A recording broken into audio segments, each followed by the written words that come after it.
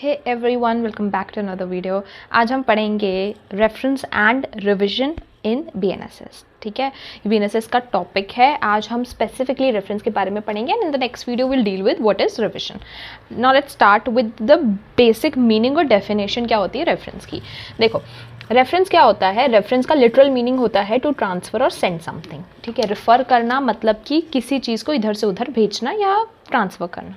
दूसरा, it's a case between two major courts in which lower court requests the high court's ruling on an act, ordinance और rule।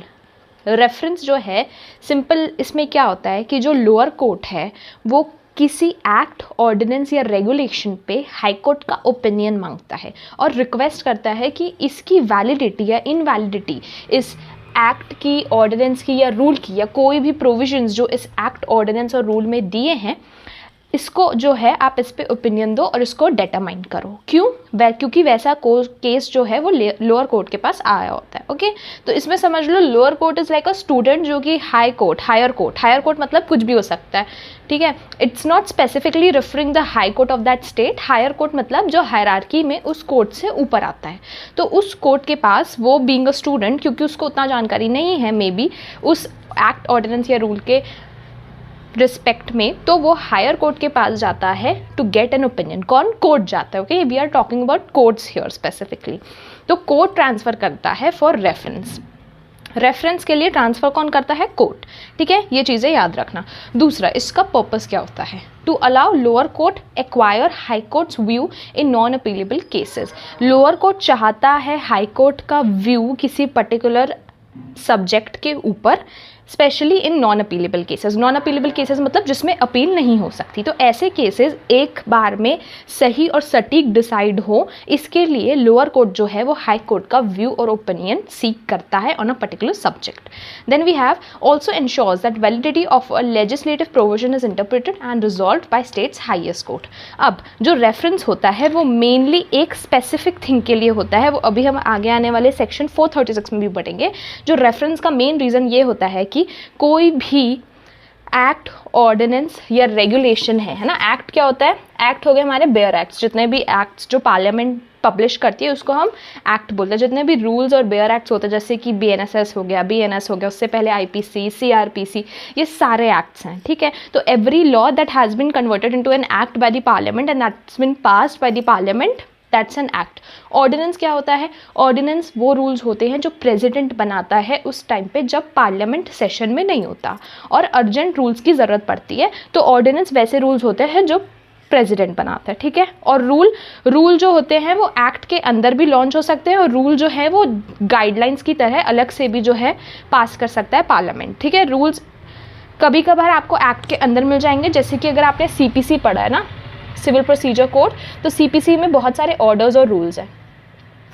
तो CPC के under, CPC खुद में एक act है, CPC is an act, और उसके अंडर आपको रूल्स मिल जाएंगे बहुत सारे, ऑर्डर 1, रूल 1। ठीक है, और रूल जो है वो अलग से भी जो है पार्लियामेंट कभी कभार निकालती है on specific subject which act as guidelines. ठीक है, तो अगर इनके ऊपर जब भी किसी लोअर कोर्ट को डाउट होता है, तब लोअर कोर्ट जो है, जब उसके पास ऐसा कोई केस आए जिसमें इसकी वैलिडिटी या ऑपरेशन जो है चैलेंज किया जाए, ऑब्जेक्ट किया जाए, तब लोअर कोर्ट जो है हाई कोर्ट के पास जाके उस पर उसका ओपिनियन मांग सकता है। ये पर्टिकुलर इसी के लिए ही रेफरेंस जो है वो दिए जाते हैं from lower court to high court. यहाँ पे वही लिखा है कि जो रेफरेंस है वो इंश्योर करता है कि जो वैलिडिटी है उस प्रोविजन की, जो इसमें दिया हुआ एक्ट, ऑर्डिनेंस और रूल में जो वैलिडिटी है वो जो है एक हायर कोर्ट जो है डिसाइड करे और एक हायर कोर्ट इंटरप्रेट करके उसको बताए। ओके, क्योंकि जो लॉ है उसको इंटरप्रेट करना इज़ वेरी इंपॉर्टेंट। कोर्ट्स बने इसलिए टू इंटरप्रेट लॉ,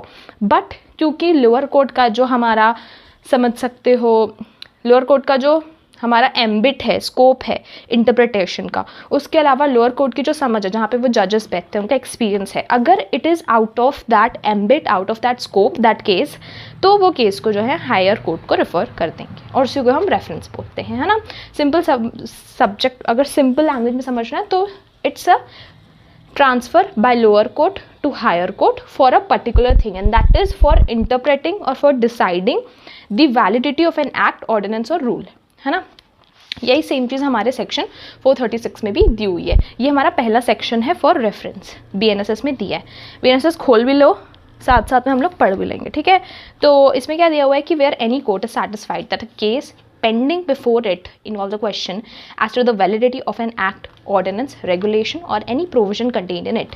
क्या बोल रहा है, जहाँ पे कोई भी court, we are talking about any court, है ना, कोई स्पेसिफिक कोर्ट का नाम नहीं दिया गया। यहाँ ये बोल रहा है कि जब किसी भी कोर्ट सेटिस्फाइड है कि उसके पास जो केस आया है ना, किसी भी कोर्ट को जब ये लगता है कि उसके सामने जो केस आया है उसके ऊपर एक ऐसा, उसके अंदर, उस केस के अंदर एक ऐसा क्वेश्चन ऑफ लॉ है या फिर एक ऐसा क्वेश्चन पुट किया गया, ऑब्जेक्शन पुट किया गया है जो कि रिलेटेड है वैलिडिटी से ऑफ किसकी, किसी भी एक्ट, ऑर्डिनेंस, रेगुलेशन या कोई भी प्रोविजन जो उस एक्ट, ऑर्डिनेंस या रेगुलेशन में दिया है। कोई भी प्रोविजन मतलब जैसे कि फॉर एग्जांपल एक्ट में हमारे समझ लो BNS है, IPC या BNS ले लो, तो उसमें जितने भी सेक्शंस दिए हैं वो प्रोविजंस हैं, है ना। तो उसके अलावा कोई और भी एक्ट लोगे तो उसमें जितने भी सेक्शंस होते हैं उनको प्रोविजन बोलते हैं, या कोई और भी उसके पीछे शेड्यूल 1 शेड्यूल 2 दिए, जो पूरे एक्ट के अंदर चीज़ें होती है उसके कंटेंट को हम प्रोविजन बोल रहे हैं यहाँ पे, ठीक है। तो अगर कोर्ट को लगता है कि उसके सामने एक ऐसा केस आया है जिसका मेन क्वेश्चन है एज टू द वैलिडिटी, जिसका मेन क्वेश्चन इन्वॉल्व करता है क्या कोई एक्ट, ऑर्डिनेंस, रेगुलेशन या कोई भी प्रोविजन जो उसके अंदर है वो वैलिड है या नहीं है, वो ये क्वेश्चन इन्वॉल्व करता है, ठीक है। अब हाँ, क्या बोलता है, determination of which is necessary for disposal of case, और जिसका डिटर्मिनेशन, जिसका डिसीजन, क्या इस वैलिडिटी का डिसीजन जो है, उस ऑर्डिनेंस, एक्ट, रेगुलेशन की वैलिडिटी का जो डिसीजन है उसको डिटरमाइन करने के बाद ही हम इस केस को डिस्पोज ऑफ कर पाएंगे। डिस्पोज ऑफ मतलब हम उस केस की जजमेंट दे पाएंगे या फिर उस केस को ख़त्म कर पाएंगे, बिकॉज मेन क्वेश्चन ही उस केस में ये है ना। तब and the court is of opinion that it's invalid और इनऑपरेटिव, और जिस कोर्ट के पास वो केस आया है जिसमें ये क्वेश्चन दिया है ऑफ द वैलिडिटी, ये जो है कोर्ट को लगता है, उस लोअर कोर्ट को लगता है कि वो इनवैलिड है ना, जिसकी वैलिडिटी चैलेंज किए जा रहे हैं वो इनवैलिड है और इनऑपरेटिव है। उसका पर्सनल ओपिनियन ये है कि that is invalid and inoperative, but it's not yet declared by the high court of the supreme court. But क्योंकि देखो हाई कोर्ट और सुप्रीम कोर्ट जो है उनकी जो पावर्स है, उनका जो ओवरऑल स्कोप है चीज़ों को हैंडल करने का, केसेस को हैंडल करने का, वो ज़्यादा है ना, उनकी स्कोप भी ज़्यादा है चीज़ों को हैंडल करने का, उनके पास प्रिविलेजेस भी ज़्यादा हैं केस को देखने का।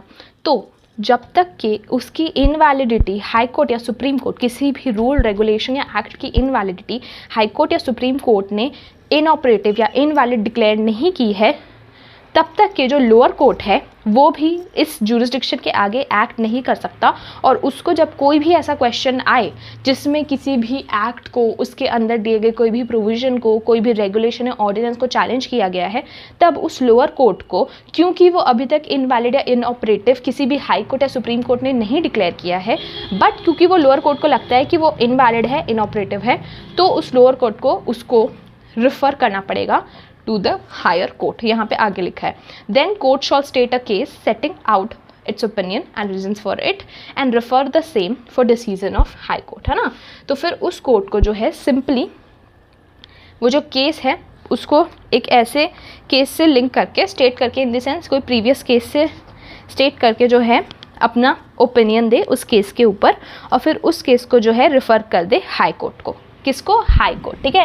यहाँ पे हायर कोर्ट नहीं, यहाँ पे हम लोग स्पेसिफिकली हाई कोर्ट की बात कर रहे हैं। उस स्टेट के हाई कोर्ट को आप सीधा रेफर कर दो, क्योंकि अगर कोई भी वैलिडिटी चैलेंज्ड की जा रही है तो इट इज़ बेटर कि जो हाई कोर्ट है या सुप्रीम कोर्ट है वही उस पर अपना डिसीजन दे, बिकॉज उनके पास ज़्यादा पावर्स है, उनके पास ज़्यादा एबिलिटी है to interpret the law in the right manner, ठीक है। तो बेसिकली रेफरेंस इसलिए दिया जाता है क्योंकि हमारे टीचर्स को हमसे ज़्यादा पता है, हमारे पेरेंट्स को हमसे ज़्यादा पता है। समझ लो हाई कोर्ट और सुप्रीम कोर्ट हमारे पेरेंट्स और टीचर्स हैं, ठीक है। तो इसलिए जब भी हमारे पास ऐसा क्वेश्चन आ रहा है कि क्या कोई चीज़ वैलिड है, मतलब सही है, या क्या कोई चीज़ गलत है, तो हम उसकी सही और गलत जानने के लिए किसको देंगे? आप अपना क्वेश्चन ऑब्वियसली जाके अपने पेरेंट्स या टीचर, बिकॉज उनको आपसे ज़्यादा नॉलेज है, राइट, आप उनसे ही रेफ़र करोगे उस चीज़ को। तो वही बात होती है कि जब हमारा ऐसा कोई लोअर कोर्ट के पास केस आता है ना जिसका डिटर्मिनेशन उसके स्कोप या एम्बिट के अंदर नहीं है, तो वो क्या करता है, हाई कोर्ट या सुप्रीम कोर्ट को उसको रेफ़र कर देगा।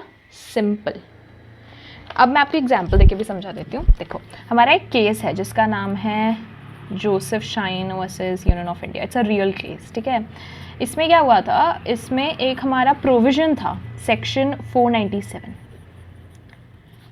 ये है एडल्ट्री का। एडल्ट्री मतलब चीटिंग, मॉडर्न लैंग्वेज में बोलो तो it's like cheating by, but ये हस्बैंड एंड वाइफ के साथ। हाँ, ओके। व्हेन हस्बैंड और wife like cheat with each other in a marital relationship, तो ये चीटिंग से रिलेटेड एक प्रोविज़न था। तो ये था हमारा आईपीसी में सेक्शन 497। ये 2018 का केस है। हुआ ये कि जोसेफ शाइन एक रिट पिटीशन फाइल की सीधा सुप्रीम कोर्ट में। ओके। अब क्योंकि हम यहाँ पे बात कर रहे हैं किसकी, एक प्रोविज़न की, जोसेफ शाइन सुप्रीम कोर्ट में एक रिट पिटीशन फाइल करता है अंडर आर्टिकल 32 और बोलता है कि जो सेक्शन 497 है एडल्ट्री का, ठीक है, वो है इनवैलिड।